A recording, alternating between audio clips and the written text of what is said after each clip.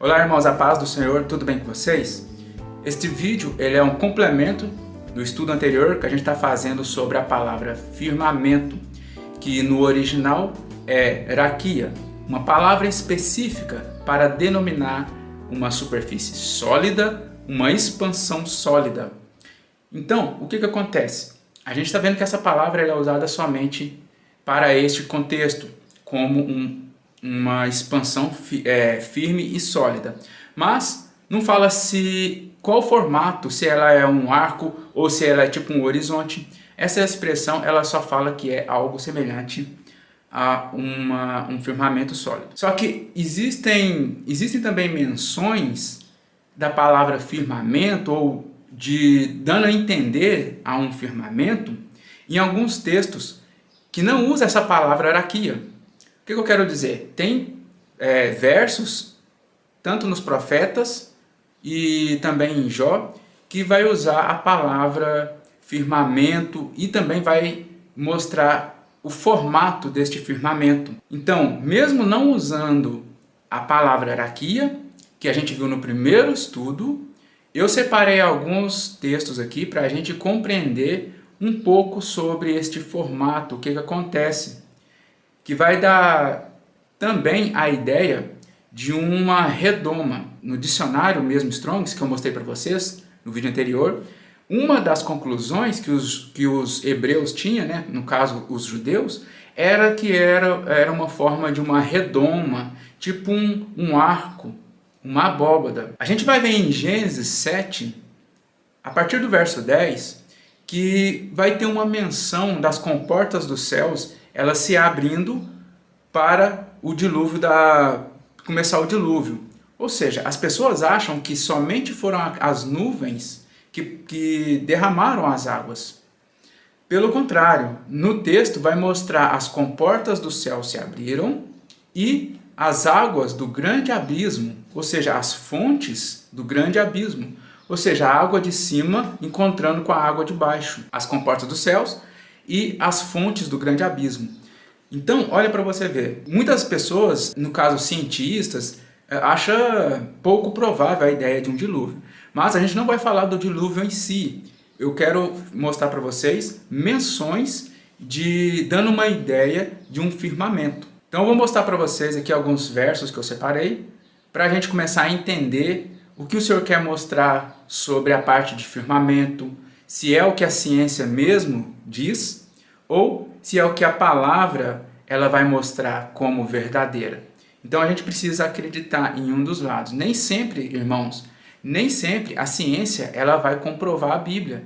Você não precisa ficar com medo de ler certas partes da Bíblia e se a ciência dizer que não, você não precisa ter medo. Nunca que a palavra de Deus ela vai estar errada. Mas o intuito não é falar sobre o formato da Terra, mas sim sobre o formato do firmamento e as palavras, né?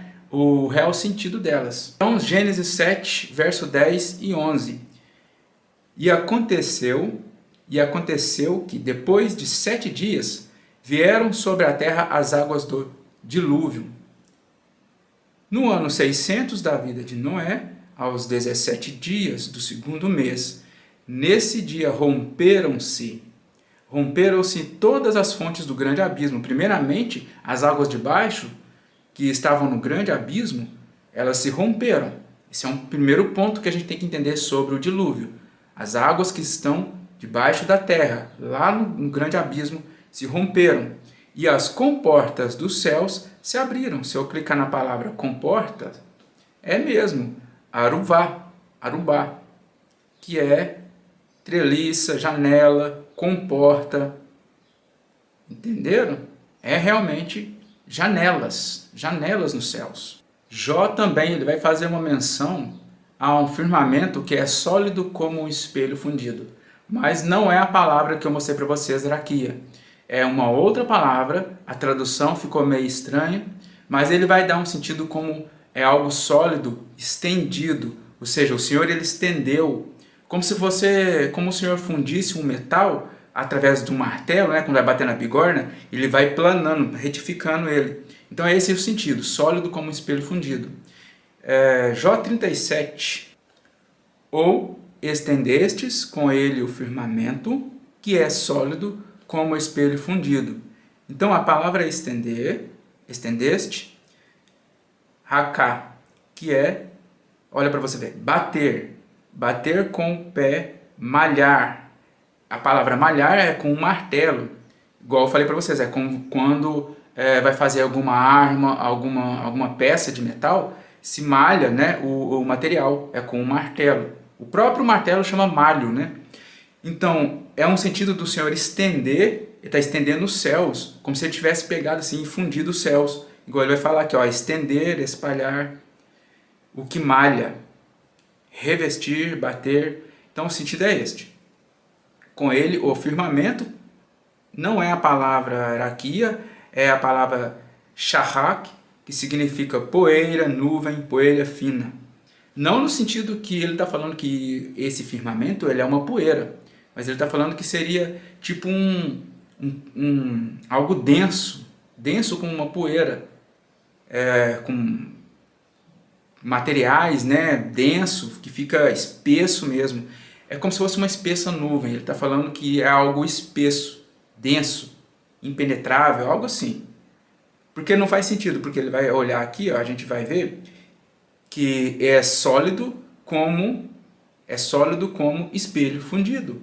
Então a palavra espelho realmente é espelho, é rei, que é espelho. E a palavra fundido é a palavra também fundir, né? Derramar, escorrer, fundir, transbordar. É a palavra usada para fundição, que é yatsak. Então, realmente, ele mostra esse firmamento, né, na forma de uma poeira, de uma nuvem densa, sólida como um espelho fundido, ao qual o Senhor mesmo ele fundiu esse firmamento.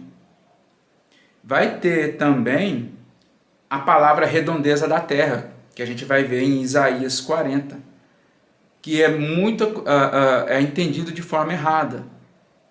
Ou seja, para se adequar à ciência, adequar a palavra de Deus à ciência, muitos vão transferir essa palavra redondeza, que nós vamos ver o significado dela, eles transformam ela em bola. Mas no texto não vai estar mostrando que ela é uma bola, e sim um formato de um círculo. Ou seja, tanto uma circunferência, pode ser da Terra, uma circunferência da Terra, como um círculo, no caso um meio círculo aqui, fazendo uma redoma. A gente vai ver Isaías 40,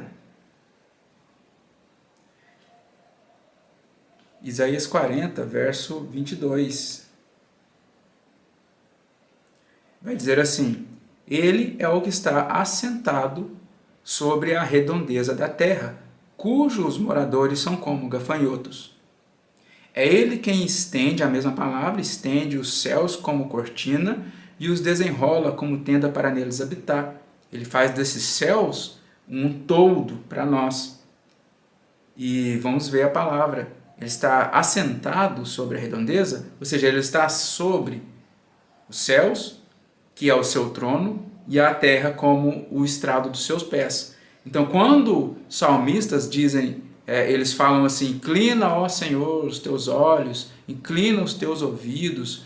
Lá em Daniel também, em várias orações que os servos de Deus fazem, no sentido do Senhor mesmo inclinar assim e olhar para baixo.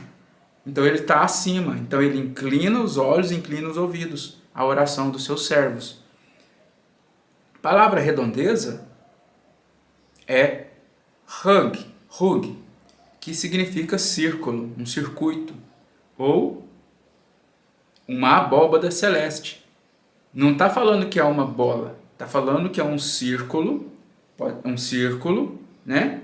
Tanto faz na circunferência da Terra, como um círculo no formato de uma abóbada, de um arco, né? Algo arqueado. Beleza. Então ele estende esse círculo sobre a terra. Então a gente viu lá no firmamento, a palavra firmamento, que é algo sólido, e aqui é um círculo. Ou seja, não é um horizonte plano, reto para sempre. Ele tem uma forma oval, né? Uma forma circular, como se fosse uma abóbada. Então vai aparecer a palavra abóbada e a palavra horizonte, dessa mesma palavra hug que nós vemos aqui. Uma vai estar em Jó capítulo 22, a palavra abóbada, e horizonte vai estar em Provérbios 8. Jó capítulo 22, verso 14 vai dizer assim: grossas nuvens o encobrem, de modo que não pode ver, ele passeia pela abóbada do céu.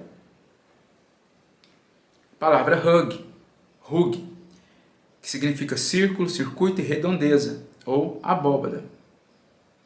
Então esse é mais um relato que confirma o que a gente tem falado. Provérbios 8, verso 27. Quando ele preparava os céus, aí estava eu, quando traçava o horizonte sobre a face do abismo. Então essa palavra não é o horizonte, a palavra é o círculo. É o círculo. Aqui a gente está falando dos céus.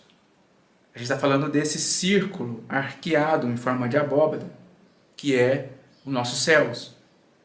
Ele não está falando necessariamente do formato da terra.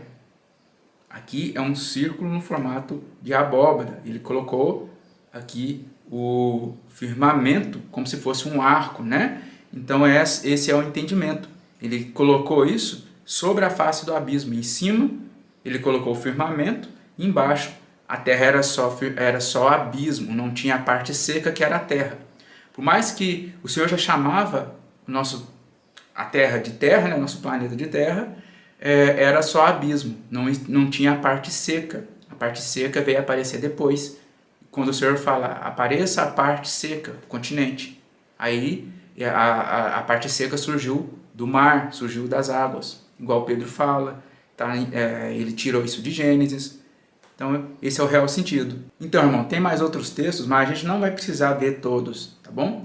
Então, esse é um complemento, igual eu falei para vocês, mais ou menos da forma ao qual o Senhor projetou os seus céus.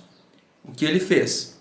Ele pegou o firmamento, colocou uma divisão da terra com os céus, no formato de arco sólido como um espelho fundido, porque os espelhos antigamente eram feitos de metal, denso, né? Compactado, denso, bem espesso, e ali tem as águas acima e tem o terceiro céus. E embaixo tem a terra, tem os mar, o abismo, e abaixo, né?